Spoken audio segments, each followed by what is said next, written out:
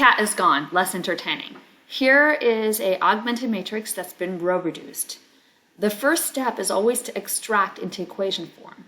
So we got 1 times x1 plus 8 times x2 is minus 40. The second is to solve in terms of one of the variables. And I'm asking you to do this even though you can probably see things from the first one, because any step you skip now, you're just compressing the learning. And you're going to actually have more to learn. It's like, well, I don't really want to know how to shoot. I just want to know how to dribble, and I'll worry about shooting later. Well, it's about shooting and dribbling together. Okay, x2 is free. x1's designated.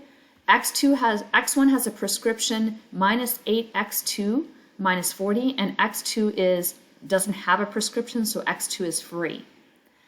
And I've done this in class with you. That means that you split up the first vector and the second vector. You take the numbers, so you have a minus 40 and a plus 0, and that goes here.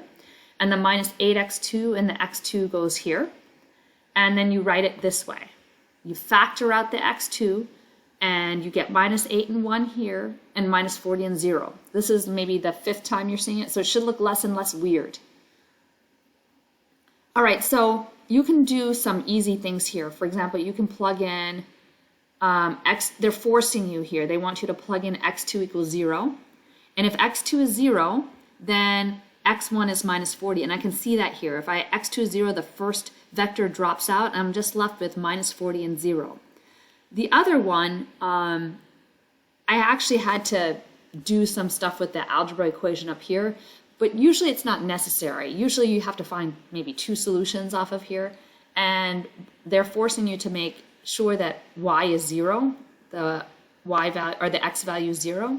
If the x value is 0, then the y value is going to be minus 5. And I just used this step 1 equation to get that. And this is the only time you're being forced to actually plug in one thing and plug in another thing.